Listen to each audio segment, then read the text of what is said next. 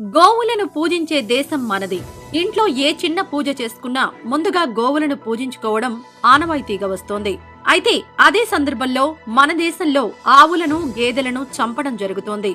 ప్రస్తుతం బీజేపీ ప్రభుత్వాలున్న కొన్ని రాష్ట్రాల్లో ఆవు వధకు వ్యతిరేకంగా చట్టాలను చేయడం జరుగుతోంది. తాజాగా కర్ణాటక ప్రభుత్వం కూడా చట్టం చేసింది. దీనికి సంబంధించిన మరిన్ని విషయాలు లోకల్ వివరణ షో ద్వారా మీకు తెలియజేస్తున్నాం. 13 ఏళ్లు పైబడిన గేదెలు మినహా రాష్ట్రంలో అన్ని రకాల పశువుల వధను నిషేధించాలని కర్ణాటక ప్రభుత్వం బుధవారం ఒక చట్టాన్ని చేసింది. పశువుల సంరక్షణ బిల్లును పశుసంవర్ధక ప్రభు చవాన్ ప్రవేశపెట్టగా ఎటువంటి చర్చలు లేకుండానే ఈ బిల్లు ఆమోదించడం జరిగింది. అయితే ఈ చట్టాన్ని కాంగ్రెస్ పార్టీ తీవ్రంగా వ్యతిరేకించింది. ఈ చట్టం ప్రకారం ఆవులను చంపడం నేరం.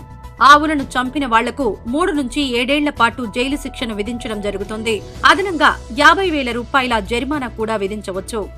అంతేకాదు, చంపడం కోసం తీసుకువెళ్లే పశువుల రవాణాను నిషేధించబడింది. ఈ కొత్త చట్టం ప్రకారం పశువులను చంపడానికి ఉపయోగిస్తున్నారనే అనుమానం ఉంటే ఏ ప్రాంగణాలనైనా, వాహనాలనైనా శోధించడానికి, జప్తు చేయడానికి అధికారం ఉంటుంది.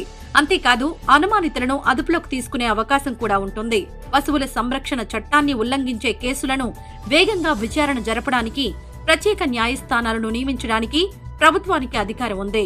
ఈ కేసులో ఒకసారి పట్టుబడిన వ్యక్తి రెండోసారి ఇదే నేరానికి పాల్పడితే 7 ఏళ్ల కన్నా తక్కువ జైలు శిక్ష, 1,00,000 నుంచి 10 లక్షల వరకు జరిమానా విధించవచ్చు. ఈ నిషేధంలో 13 సంవత్సరాల కంటే తక్కువ వయసున్న ఆవులు, దూడలు, ఎద్దులను వధించడం నేరం.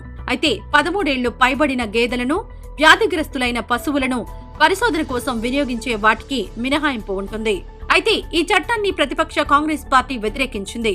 చనిపోయే దశకు వచ్చిన ఆవులను పేద రైతులు చూసుకోలేరని, ధనిక రైతులు కూడా చాలా సందర్భాల్లో ఆవులను చూసుకోలేరని అభిప్రాయం వ్యక్తం చేసింది. ఇలాంటి చట్టాలతో రైతులు ఇబ్బంది పడతారని వాదించింది. ఈ చట్టం గురించి అందరికీ తెలిసేలా షేర్ చేయండి.